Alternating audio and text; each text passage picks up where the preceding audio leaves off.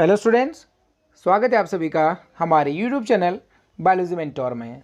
आज हम लोग जनन स्वास्थ्य अध्याय के अंतर्गत गर्भ निरोधक या जन्म नियंत्रण उपाय, कॉन्ट्रासेप्टिव्स और बर्थ कंट्रोल मेजर्स के विषय में पढ़ेंगे। तो आइए शुरुआत करते हैं। गर्भ निरोधक या जन्म नियंत्रण उपाय, कॉन्ट्रासेप्टिव्स और बर्थ कंट्रोल मेजर्स विश्व में बढ़ती हुई जनसंख्या को नियंत्रित करने, दो संतानों के बीच में पर्याप्त अंतर रखने और अनचाही गर्भावस्था से बचने के लिए गर्भ निरोधकों का उपयोग किया जाता है। कहने का तात्पर्य, गर्भ निरोधक ऐसे जन्म नियंत्रण उपाय हैं जो सगर्भता या प्रेगनेंसी की स्थिति को रोकते हैं और इस प्रकार शिशु जन्म पर रोक लगाते हैं। गर्भ निरोधकों के प्रकार। गर्भ निरोधक मुख्य रूप से 6 प्रकार के होते हैं। नंबर पहला प्राकृतिक विधि, दूसरा रोधक विधि, तीसरा अंतःगर्भाशय युक्ति, चौथा मुखीय गर्भ निरोधक, पांचवा अंतर रोग और छठा शल्य क्रिया विधि। तो इन विधियों को एक एक कर हम समझते हैं। नंबर पहली विधि है प्राकृतिक विधि या नेचुरल मेथड। यह विधि इस सिद्धांत पर कार्य करती है कि शुक्राणु को अंडाणु से मिलने न दिया जाए, और इस प्रकार से जो यह विधि है यह मुख्य रूप से 3 प्रकार की होती है। नंबर पहला आवधिक संयम, दूसरा बाह्य स्खलन और तीसरा है स्तनपान अनार्तव। तो इन विधियों को हम एक एक कर समझते हैं। पहला है आवधिक संयम या पीरियोडिक एब्स्टिनेंस। मानव जनन अध्याय के अंतर्गत हम लोगों ने पढ़ा था अर्धचक्र 28 से 29 दिन का होता है, तो उसके ठीक 14वें दिन अंडोत्सर्ग की प्रक्रिया होती है, क्योंकि उस समय ल्यूटिनाइजिंग हार्मोन बहुत ज़्यादा मात्रा में स्रावित होता है, जिस स्थिति को हम LH सर्ज कहते हैं, जिसके कारण अंडोत्सर्ग होता है। तो इस तरह से देखा जाए 10वें से लेकर 17वां जो दिन होता है वह फर्टाइल पीरियड माना जाता है और उस दौरान अंडोत्सर्ग की संभावना बहुत अधिक रहती है। तो यदि पति पत्नी आर्तवचक्र के 10वें से लेकर 17वें दिन तक संभोग से परहेज करें तो बर्थ कंट्रोल किया जा सकता है। दूसरा है बाह्य स्खलन या विड्रॉल या कोइटस इंटरप्टस।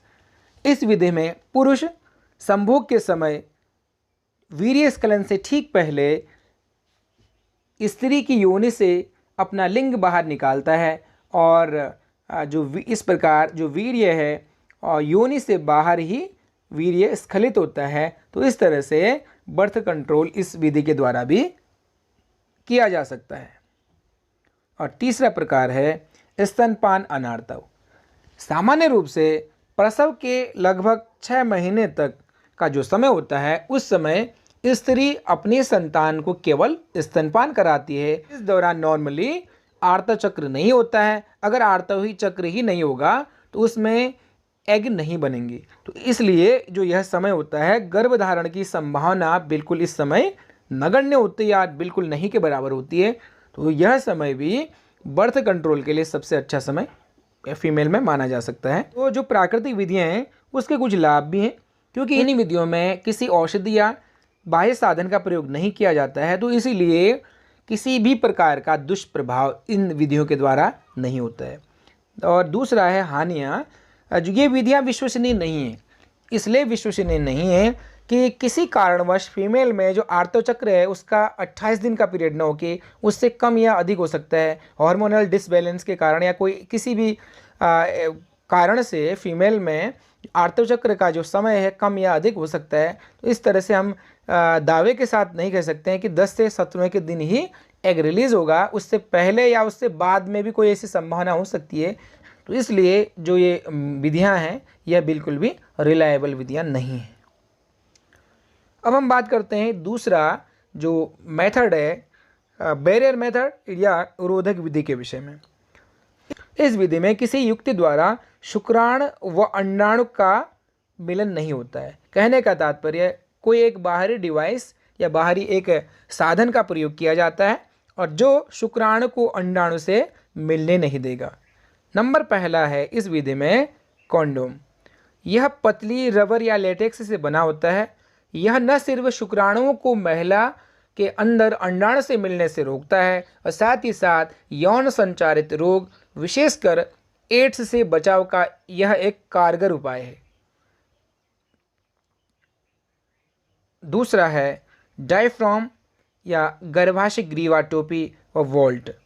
ये रबर के बने होते हैं।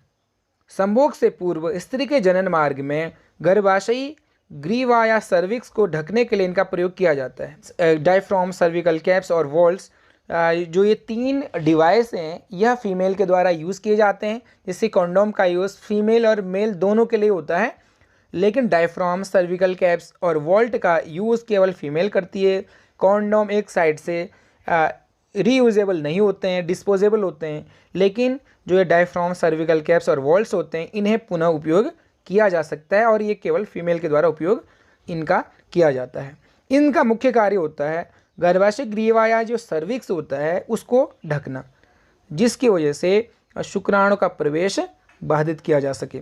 और साथ ही साथ इसके साथ साथ एक शुक्राणुनाशक क्रीम या स्पर्मिसाइडल क्रीम का भी इस्तेमाल किया जाता है, जिसकी वजह से डायफ्राम, सर्विकल कैप्स और वॉल्ट्स, इनकी जो कैपेबिलिटी होती है बढ़ जाती है। एक डायग्राम की सहायता से इनको हम समझते हैं। यहाँ पर आप देखेंगे, यह सर्विकल कैप्स को यहाँ पर डायग्राम इसका दिया हुआ है। इसको फीमेल के सर्विक्स को इससे ढका जाता है। सर्विक्स कहने का तात्पर्य है, अगर हम बात करें फीमेल के रिप्रोडक्टिव पार्ट की, तो ये एक तरह से यूट्रस है और यहाँ पर ये सर्विक्स वाला पार्ट है। तो इस तरह से सर्विक्स वाला, इस तरह से ये वाला जो पार्ट होता है इसको ढका जाता है, जिसकी वजह से स्पर्म आगे एंटर नहीं कर पाते हैं। इसका महत्व, जो बैरियर मेथड है जो या रोधक विधियां हैं, इनका मुख्य रूप से जो महत्व है, जो लाभ है कि इनका प्रयोग करने के लिए किसी स्पेशल जो स्पेशलिस्ट होते हैं या डॉक्टर या नर्स, उनकी आवश्यकता नहीं होती है। इसलिए इनके प्रयोग के लिए इनकी गोपनीयता बनी रहती है। नंबर दूसरा, जैसे कि कॉन्डोम है, इनके प्रयोग से यौन रोगों से बचा जा सकता है। लगभग इनके दुष्प्रभाव भी नगण्य हैं। अब हम बात करेंगे अंतः गर्भाशय युक्त या आईयूडी इंट्रा यूट्राइन डिवाइसेस के विषय में। इंट्रा यूट्राइन डिवाइसेस, जैसे कि नाम आ रहा है intra uterine, uterine means uterus या गर्भाशय से संबंधित है, इंट्रा मीन्स अंदर, अर्थात आईयूडी गर्भधारण को रोकने वाला एक उपकरण है। यह छोटा सा टी आकार का बना होता है, जिसे महिला के गर्भाशय में डाला जाता है। ये युक्तियाँ जो विशेषज्ञ डॉक्टर या अनुभवी नर्स होते हैं, उनके द्वारा योनि मार्ग से गर्भाशय में लगाई जाती हैं। और जो ये आईयूडी होता है, आईयूडी फीमेल के द्वारा उपयोग किया जाता है। एक डायग्राम की सहायता से हम आईयूडी को समझते हैं। यहाँ पे आप देखेंगे, यहाँ पर ये गर्भाशय की संरचना है और आप देखेंगे ये टी आकार का ये आईयूडी है। इस तरह से जो संरचना यहाँ पर बनी है, यह आईयूडी की संरचना है। आईयूडी में यहाँ पर एक टी आकार की जो संरचना है और जो कि गर्भाशय में स्थापित किया जाता है, और इसका जो एक सिरा है, यहाँ पर आईयूडी धागा, ये जो थ्रेड होता है, ये योनि मार्ग में बहुत छोटा सा निकला होता है, जिसे खींचकर आईयूडी को बाहर निकाला जा सकता है। अब हम बात करेंगे अंतः गर्भाशय युक्त के प्रकार या types of intra uterine devices के विषय में। आईयूडी के मुख्य रूप से 3 प्रकार होते हैं। नंबर पहला, औषधि रहित आईयूडी, नॉन मेडिकेटेड आईयूडीज। दूसरा, तांबा मोचक आईयूडी, कॉपर रिलीजिंग आईयूडीज। तीसरा है हार्मोन मोचक आईयूडी या हार्मोन रिलीजिंग आईयूडीज। तो एक एक कर इन सभी के विषय में समझते हैं। नंबर पहला है औषधि रहित आईयूडी या नॉन मेडिकेटेड आईयूडी। गर्भाशय में आने वाले शुक्राणु को ये नष्ट करने का काम करता है। इसका जो नेचर होता है वो होता है फेगोसाइटोसिस। कहने का तात्पर्य, यह शुक्राणु का भक्षण करेगा। उदाहरण हो गया लिपेज लूप।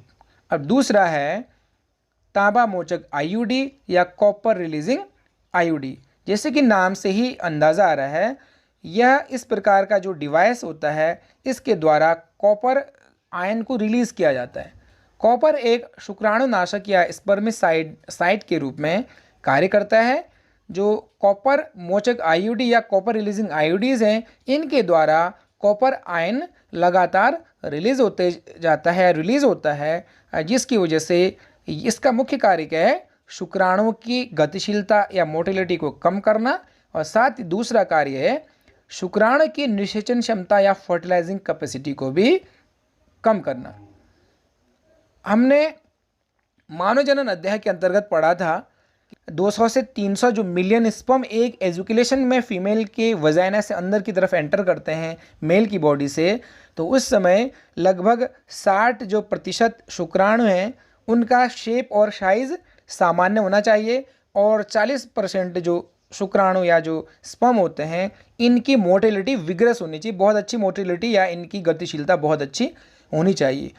अब जब कॉपर आयन के द्वारा शुक्राणु की मोटिलिटी या उसकी गतिशीलता को कम किया जाएगा और इसकी निषेचन क्षमता को भी कम किया जाएगा, तो निश्चित रूप से निषेचन की क्रिया बाधित होगी। तो इस तरह से बर्थ कंट्रोल का भी यह एक कारगर उपाय है। अब इसके बात करेंगे इसके उदाहरण की। तांबा मोचक आईयूडी या कॉपर रिलीजिंग आईयूडी के उदाहरण हैं कॉपर टी, जो कि एक बहुत ज़्यादा पॉपुलर फीमेल के द्वारा उपयोग किया जाने वाला एक कॉन्ट्रासेप्टिव है, और कॉपर 7 और मल्टीलोड 375। तो उदाहरण एग्जाम में पूछे जा सकते हैं कि कॉपर रिलीजिंग आईयूडीज के उदाहरण दीजिए। अब हम बात करेंगे नंबर 3 आईयूडी के विषय में, हार्मोन मोचक आईयूडी या hormone releasing IUD. Hormonal IUD गर्भाशय ग्रीवा या सर्विक्स में श्लेष्म स्रावित कर उसे ढक देता है। जो इस तरह की जो संरचना है, जो फीमेल में जो गर्भाशय की संरचना है, तो हार्मोन रिलीजिंग आईयूडी क्या करेगा, हार्मोन रिलीजिंग आईयूडी जो ये सर्विक्स है, यहाँ पर ये जो सर्विक्स है यहाँ पर एक जो श्लेष्म में जो म्यूकस है, म्यूकस को यहाँ गाढ़ा कर देगा। म्यूकस का नेचर ही ये क्या कर देगा, ऑल्टर कर देगा, उसका नेचर या जो उसकी प्रकृति है उसको बदल देगा, जिसकी वजह से जो सर्विक्स है वहाँ पर जो म्यूकस है काफ़ी गाढ़ा हो जाएगा, जिसकी वजह से अब शुक्राणु अंदर की तरफ प्रवेश नहीं कर पाएगा।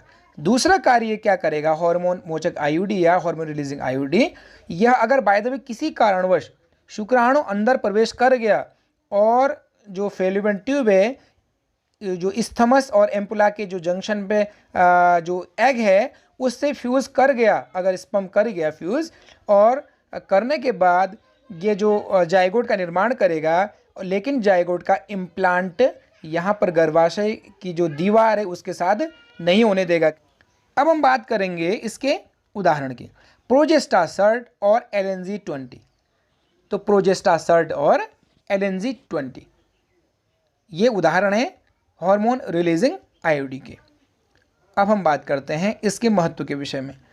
दो बच्चों के बीच पर्याप्त अंतर रखने के लिए यह एक सर्वोत्तम विधि है। एक बार अगर इसको किसी अनुभवी डॉक्टर या नर्स के द्वारा यूट्रस में लगाया जाता है, जो आईयूडी को लगाया जाता है, तो लगभग ये 5 साल या 5 साल से अधिक तक भी ये लगातार कार्य कर सकते हैं, और पर्याप्त अंतर दो बच्चों के बीच में रखा जा सकता है।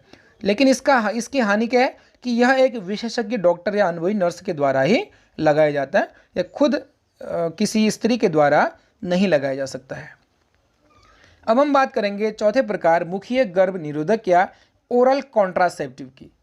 इन्हें ओरल कॉन्ट्रासेप्टिव पिल्स भी कहा जाता है, जिनमें एस्ट्रोजन व प्रोजेस्टेरोन 2 हार्मोन या केवल एक हार्मोन प्रोजेस्टेरोन मौजूद होता है। कहने का तात्पर्य, जो ओरल कॉन्ट्रासेप्टिव पिल्स होती हैं एक दवाई के रूप में होती हैं, एक पिल्स होती हैं जिन्हें फीमेल के द्वारा लिया जाता है, और ये पिल्स होती हैं 2 तरह से पाई जा सकती है, 2 तरह से बाजार में उपलब्ध है। नंबर पहला, एस्ट्रोजन और प्रोजेस्टेरोन 2 हार्मोन उस पिल में पाई जाएंगी, कॉम्बिनेशन के रूप में दोनों मिश्रित रूप में पाई जाएंगी, या कुछ ऐसी पिल्स भी होते हैं उनमें केवल प्रोजेस्टेरोन पाया जाता है।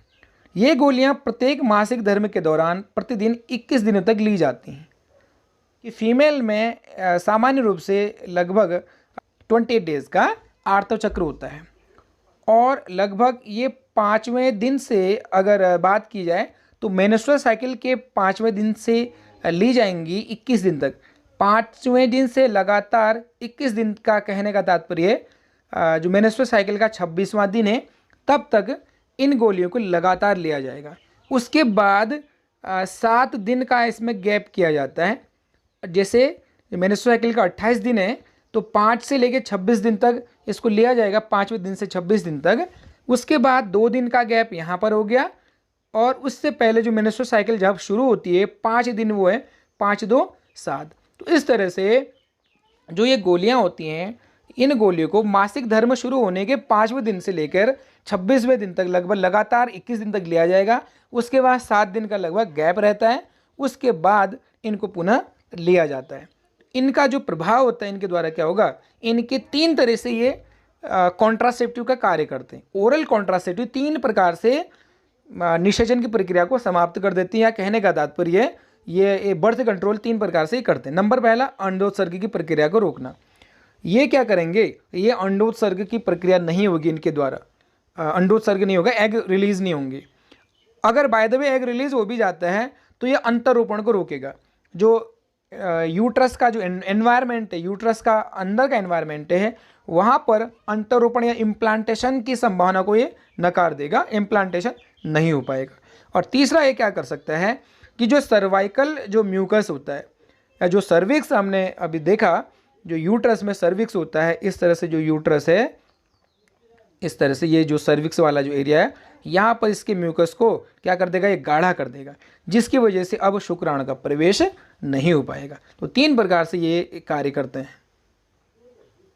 अब हम बात करेंगे मुख्य गर्भ निरोधकों के उदाहरण के विषय में। नंबर पहला जो इसका उदाहरण है वह है सहेली, वंस अ वीक पिल।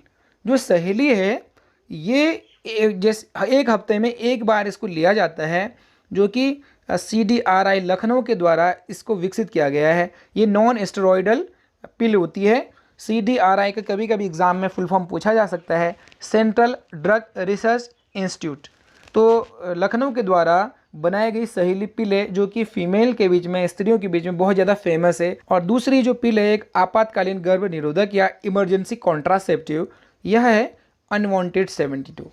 इसकी खासियत है कि किसी कारणवश अगर जैसे कि रेप के केस में या जो कॉन्ट्रासेप्टिव, कोई कॉन्ट्रासेप्टिव अगर फेल हो जाए, या कभी कभी जो सेक्स के टाइम पे अगर कॉन्डोम फट जाता है, तो इस तरह से किसी भी कारणवश अगर अनचाही गर्भधारण की संभावना होती है, तो उस समय जो सेक्सुअल इंटरकोर्स होता है उसके बाद 72 आवर्स से पहले अगर इसको लिया जाए तो निश्चित रूप से बर्थ कंट्रोल संभव है। अब हम लोग बात करेंगे अंतरोप या इम्प्लांट्स की। जिस तरह से ओरल कॉन्ट्रासेप्टिव 3 प्रकार से कार्य करती है। नंबर पहला, अंडोत्सर्ग नहीं होता है। दूसरा, अगर हो भी जाता है तो इम्प्लांटेशन या जो अंतरोपण गर्भाशय में नहीं होगा। और तीसरा, जो सर्वाइकल म्यूकस है वो गाढ़ा हो जाएगा, जिससे शुक्राणु अंदर की तरफ प्रवेश नहीं कर पाते हैं। सेम यही कार्य करते हैं अंतरोप या इम्प्लांट्स। जो इम्प्लांट्स होते हैं वह त्वचा के अंदर स्थापित किए जाते हैं। जो हमारे जैसे बाँह है, हमारे जो भुजाएं हैं, इनमें जो फीमेल में यह क्या किया जाएगा, त्वचा के अंदर स्थापित किया जाएगा, जिसमें एस्ट्रोजन और प्रोजेस्टेरोन 2 हार्मोन या केवल प्रोजेस्टेरोन हार्मोन मौजूद होता है, जो कि धीरे धीरे रक्त में रिलीज होते रहता है।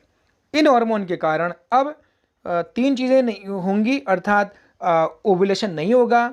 नंबर दूसरा, अगर हो भी जाता है तो इम्प्लांटेशन नहीं होगा। और तीसरा, जो सर्वाइकल म्यूकस है वो काफ़ी गाढ़ा हो जाएगा, जिससे कि शुक्राणु का प्रवेश अब यूट्रस में नहीं होगा, जिससे कि निषेचन की संभावना नगण्य हो जाएगी। तो इस तरह से ये ओरल कॉन्ट्रासेप्टिव की तरह ही कार्य करते हैं। लेकिन ओरल कॉन्ट्रासेप्टिव समस्या ये होती है कि उसे डेली लेना पड़ता है, उसे याद रखना पड़ता है। लेकिन जो ये अंतरोप या इम्प्लांट्स होते हैं ये लंबे समय तक प्रभावी होते हैं। अब हम बात करेंगे अंतिम विधि, शल्य क्रिया विधि या सर्जिकल मेथड के विषय में। ऐसे दंपति जिन्हें आगे और संतान नहीं चाहिए, वे शल्य क्रिया विधि को अपनाते हैं या सर्जिकल मेथड को अपनाते हैं। यह गर्भ निरोधक का स्थायी समाधान, ये फाइनल डेस्टिनेशन आप समझ सकते हैं। कहने का तात्पर्य, इसके आगे अब कोई संभावना ही नहीं है, गर्भधारण की संभावना बिल्कुल भी नहीं होती है। यह जो प्रक्रिया होती है 2 प्रकार की होती है। पुरुषों के लिए पुरुष नसबंदी या वेसेक्टोमी, और महिलाओं के लिए महिला नसबंदी या ट्यूबेक्टोमी। तो एक एक कर इन दोनों के विषय में भी समझते हैं। नंबर पहला है शल्य क्रिया विधि या सर्जिकल मेथड। पुरुष नसबंदी, इसे जो नंबर पहला है पुरुषों में, पुरुष नसबंदी को हम वेसेक्टोमी भी कहते हैं। इसमें वृषण कोश या स्क्रोटम में चीरा लगाया जाता है। जो स्क्रोटम है, वृषण कोश है, उसमें चीरा लगाया जाएगा, उसमें इंसिजन किया जाएगा और उससे शुक्रवाहक या वॉस डिफरेंस को काटा जाता है और काटने के बाद इसके दोनों सिरों को बांध दिया जाता है। ऐसा करने से जो शुक्राणु वृषण में बने थे आगे वो लिंग तक पुरुष के नहीं पहुंच पाएंगे, जिससे कि निषेचन की संभावना नहीं होगी। इसे एक चित्र की सहायता से हम लोग समझते हैं। यहाँ पर आप देखेंगे ये मेल रिप्रोडक्टिव सिस्टम है, यहाँ पर ये स्क्रोटम है, यहाँ पर ये वृषण दिया है, यहाँ पर टेस्टिस दिए हैं और टेस्टिस के बाद अगर इसमें स्पर्म बनते हैं तो आगे टेस्टिस से आगे ये बढ़ते हैं और ये यहाँ पर वासा डिफरेंस में पहुँचते हैं। वासा डिफरेंस होते हुए आगे यहाँ पर आगे की तरफ आते हैं और ये मेल के पेनिस से होते हुए फीमेल की बॉडी में एंटर करते हैं। लेकिन अगर यहाँ पर वास डिफरेंस को ही काट दिया जाए, काट कर यहाँ अलग अलग इन जो वास डिफरेंस को बांधा जाए तो किसी भी तरह से अब जब स्पर्म आगे बढ़ेंगे ही नहीं तो निषेचन की संभावना नहीं होगी। तो इस तरह से पुरुष नसबंदी को वेसेक्टोमी कहते हैं। वास डिफरेंस से लिया हुआ एक शब्द है, इसीलिए इसके हम वेसेक्टोमी कहते हैं। इसी तरह से फीमेल में जो महिला नसबंदी होती है उसे हम ट्यूबेक्टोमी कहते हैं। इसमें क्या किया जाता है, इसमें फीमेल में फेलोपियन ट्यूब को काटा जाता है और फिर उनके सिरे बांध दिए जाते हैं, जिससे कि अगर अंडाणु गर्भाशय में पहुंचेगा ही नहीं तो किसी भी तरह से निषेचन की संभावना नहीं होगी। इसे एक चित्र की सहायता से हम लोग समझते हैं। यह फीमेल रिप्रोडक्टिव सिस्टम है जिसमें यहाँ पर ओवरी दी गई हैं और ओवरी के आगे यहाँ पर आप देखेंगे ये फिम्बरी हैं, इनफंडिबुलम है, एम्पुला है, इस्थमस है, यहाँ कहीं एग आके रिलीज होता है। लेकिन अगर इस एग यहाँ पर आएगा, लेकिन आगे अगर यहाँ पर फेलोपियन ट्यूब को ही काट दिया जाए तो किसी भी स्थिति में स्पर्म आगे की तरफ नहीं बढ़ पाएंगे। तो इस तरह से जो ये महिला नसबंदी होती है इसे हम ट्यूबेक्टोमी कहते हैं। और ट्यूबेक्टोमी फेलोपियन ट्यूब से लिया हुआ एक शब्द है ट्यूबेक्टोमी। तो इस तरह से यह एक स्थायी समाधान है महिला नसबंदी जिसके द्वारा बर्थ कंट्रोल किया जा सकता है।